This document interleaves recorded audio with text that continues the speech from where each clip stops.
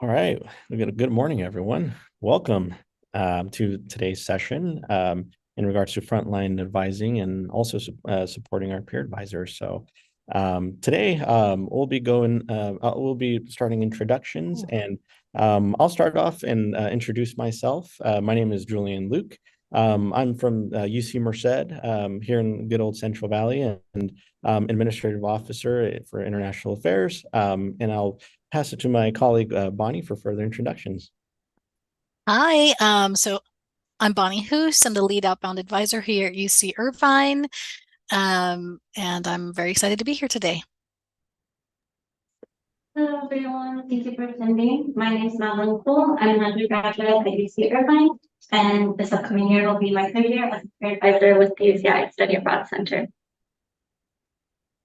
Hey everyone, great to have you here this morning. My name is Richard Rangel. I'm from UC Riverside, and I am an academic advisor, and just so excited to have you all here and to be here with you all. Good morning. All righty. So for our next, as mentioned earlier, we'll be discussing frontline advising. For this section, we'll be focusing on the most common questions and concerns that potentially our frontline advisors would essentially be exposed to. So, and in the next slide, will be this will show essentially part of the objectives of and some of the type of questions that are potentially received within the offices. So, such as, is study abroad worth it? Other questions about health and on-site support abroad, or even perhaps study abroad and time to degree. So one of the trends that we've seen is a lot of students have had an interrupted experience in college or in high school because of the pandemic, and there's an increased fear of missing out. I've even had students ask me multiple times, what if I study abroad and I lose friends when I get back? What if everyone moves on without me and I miss out on a lot of important things? Another concern is that I think students, because of the pandemic, have had to face a lot more of like the harsh realities of the adult world. So there's more concern with, will studying abroad delay graduation? Do they have the money to study abroad? If so, is it worth that cost? And does studying abroad have value for applying to grad school or for their future career? So in terms of the solutions for that, I'll let Bonnie take over. So some of the solutions, the tried and true ones, it's peer testimony, right? So we've done this for many years, but it's even more true. It feels like even post-pandemic. So having peer-to-peer communication and sharing stories of real life experiences. If peers aren't available, it's having advisors or faculty share those same stories that they've heard from students. And the key there is really being really specific. So not just the generic, you can study abroad and graduate on time, but like in the little orange thing that's on the screen, it's really saying or having students say, when I studied abroad in Rome, I took a course about the mafia. Not only was it fascinating, but it also fulfilled political science requirements. So to that degree of specificity is what's key, and sharing these testimonials everywhere. So in advising, videos, social media, all kinds of different ways.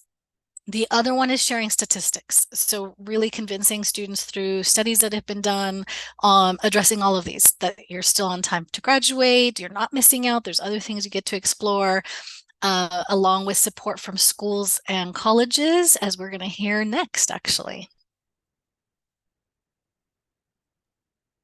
So other type of questions that we may also get as perhaps frontline advisors is health and on-site support abroad.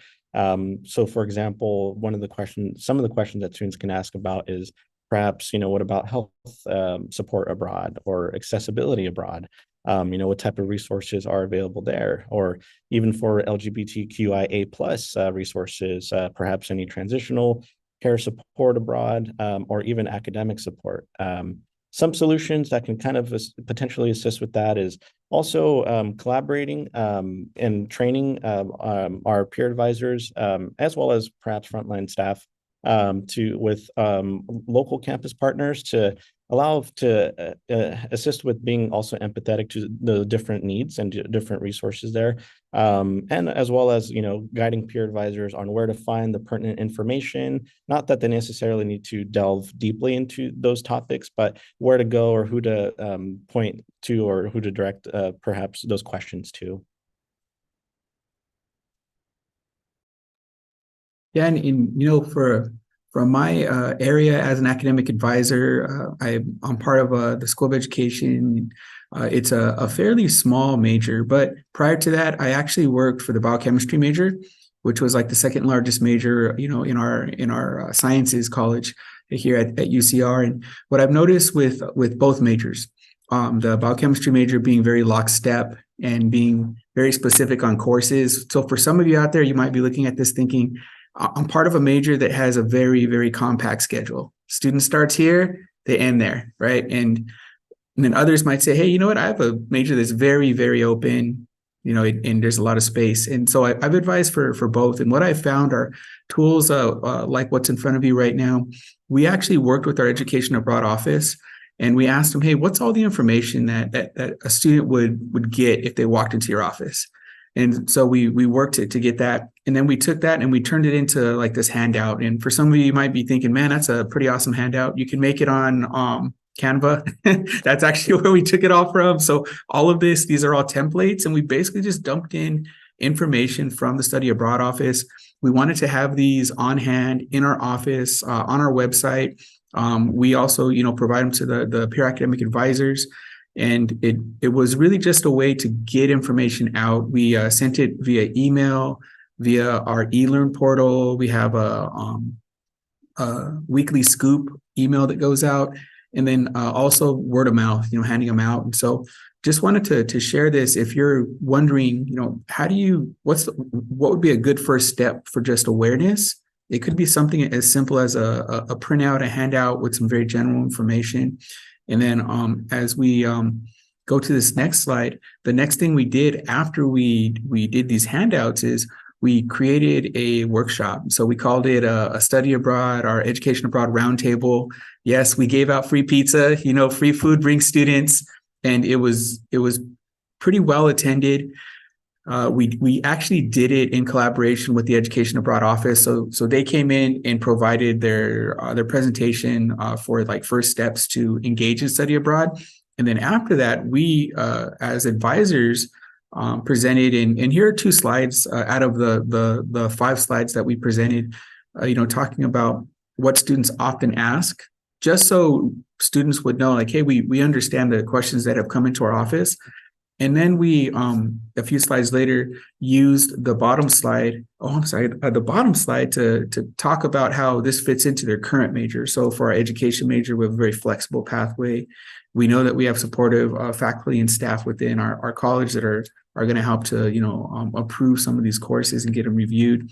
And then speaking about that experience that enhances their learning, because like we were talking about earlier, a big question is, well, what do I get from it, or what am I missing out from it? So to kind of speak about those things, and it was really basic, but it allowed us to set the stage for the third person in that presentation, which were actual students that went to go study abroad. So to Bonnie's point and Madeline's point, that student experience, if you have students that have studied abroad, it's great to bring them in to really talk about that experience. And that's how we brought it all together, to go from handout to presentation. And then there's an additional resource that we'll speak about a little bit later. So for this next section as part of the presentation and in connection with what we discussed a bit earlier, also talking about training support for peer advisors to help bridge these potential gaps. So going over investing in PA's personal and professional growth, advising tools, and resource sharing. So one of the things that we really try to emphasize here at UC Irvine, and I'm sure across some of your campuses, is trying to make the peer advisor experience not just a job, but really emphasizing their professional growth. So they're bought into the mission and everything. So we have 1 full week of training right before the quarter begins. We have weekly meetings and then professional development opportunities for them throughout the entire week and every meeting. As Madeline is one of our peer advisors, this is a similar opportunity, giving her the opportunity to lead and present things like this. So from the perspective of a peer advisor, I think the most important thing, like Bonnie said, is that attitude of genuinely caring about PA's personal and professional growth. And some of the ways that I've experienced this through our training week, we do presentation practices where PAs will do a 3-minute study abroad presentation with a slide, get feedback, present again later that week. We'll also do advising practice and team building exercises. And then the professional training doesn't just stop there, but in our weekly meetings, we'll have ongoing opportunities to ask advising questions. Bonnie will write scenarios and we'll come up with what we do in certain situations. Bonnie and I also created a professional development corner. So this is an opportunity every week where staff members or we'll invite people from the Division of Career Pathways to come in and do professional development presentations. And then peer advisors can also do their own presentations. So for example, I've done how to pronounce tricky UCEAP location names or university names. And then finally, just that ongoing professional development, whether that's the opportunity to participate on a scholarship or hiring committee, the special teams we have, like for social media, for marketing, and then just being invited to participate on staff members' projects as well. Just all these ways of investing in PA's growth, I think it really makes it for students not just a job, but they're genuinely invested in the mission and want to kind of give back and participate in that community of helping our students' growth as well.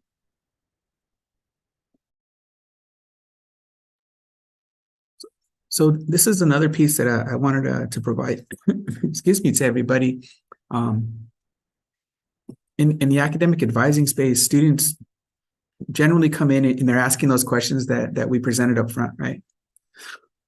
Excuse me. So is this going to impact my time to degree? What courses can I take? When should I study abroad? And so what we did was we worked with the Education Abroad Office to gather all of their important like timeline pieces. If a student did want to study abroad, when should they start? What should we let them know about? Where do they find the information? And we actually incorporated that into like a 2-year, 4-year course planner.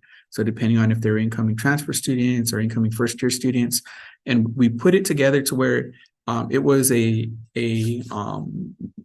digital version that we can send them and they can click on the links, or it was a physical copied version where they can look at it, they can make notes, and as they're going between offices, because this is something that we were discussing, especially Madeline was talking about how students will come into an office, ask a question, go to another office, ask a question, and I'm not sure if any of you experienced that where you're kind of in that exploratory phase with the student where they're bouncing around.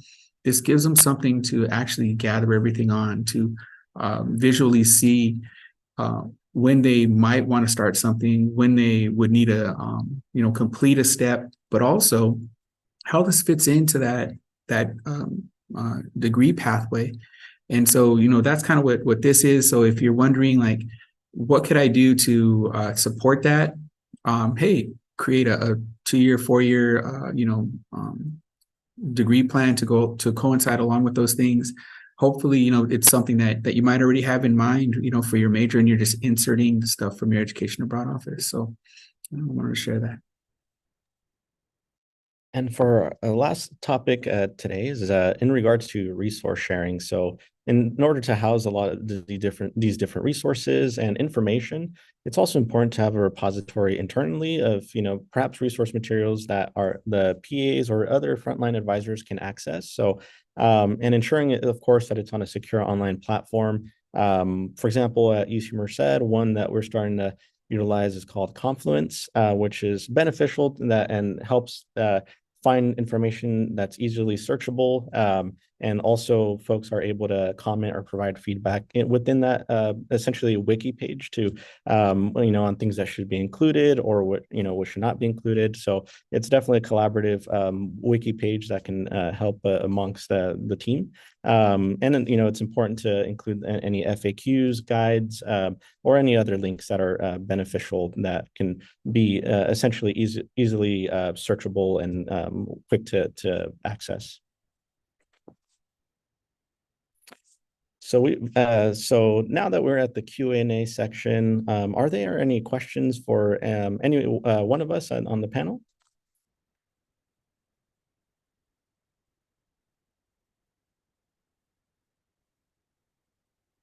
Maria, you have your hand up?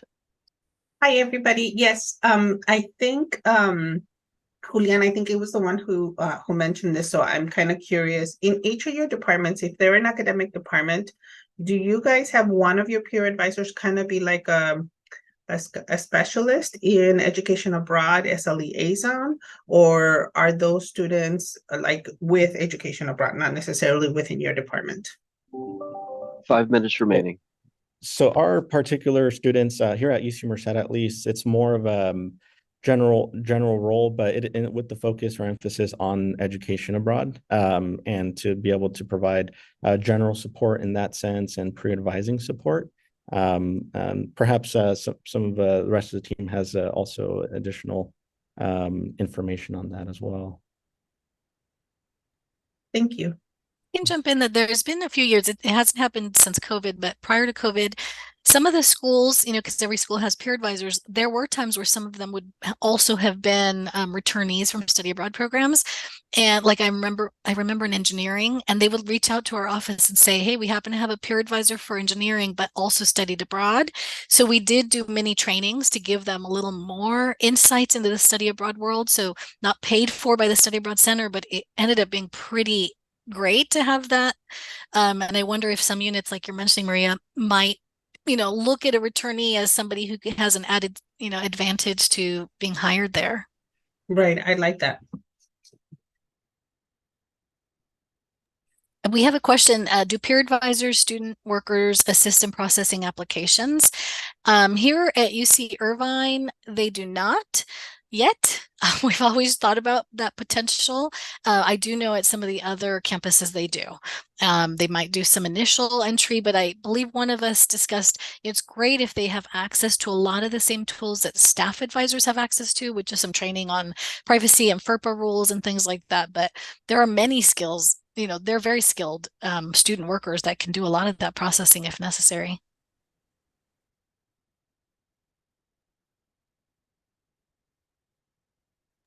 Yeah, I was just going to add on here at UC Riverside, the peer advisor program is just kind of getting going, compared to some other of our campuses where they've been going strong. And so what we try to do is give them all of those tools to Bonnie's note. In everything that we were sharing, we keep it together in a shared Google Drive where they can access it. And so the hope is that wherever the student's going, they're able to get access to the information that they would if they walked into like the advising office. Now, the level of advising and then also processing applications here in our academic unit, we don't process the application other than the review of it. So if we're talking about that, that normally comes to the academic advisor, and then we provide it back to the student who gives it back to the education abroad office. And that's a good question. I have to ask LaSharon if she has any peer academic advisors that process those applications. So I know at Davis they do. That's the one campus that comes to mind. Mm-hmm.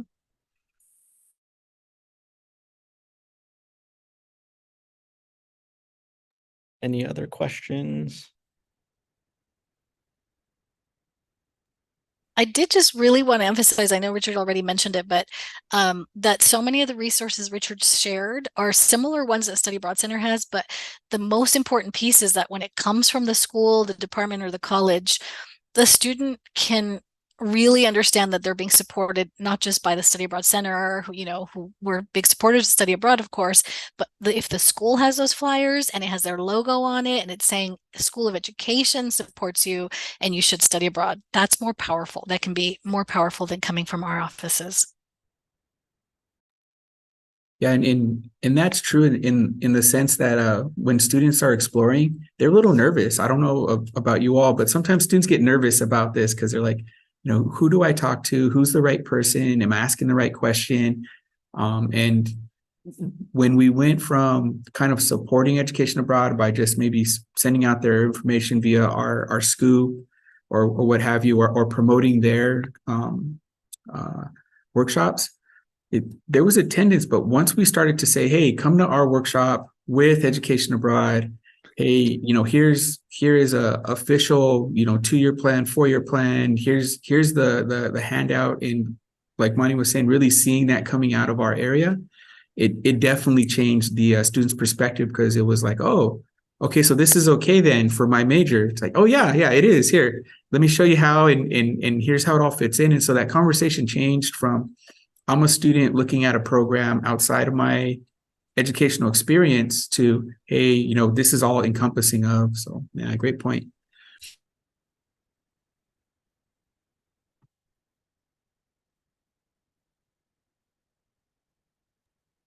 It looks like we've come to the end of our session. So thank you so much, everybody, for joining us.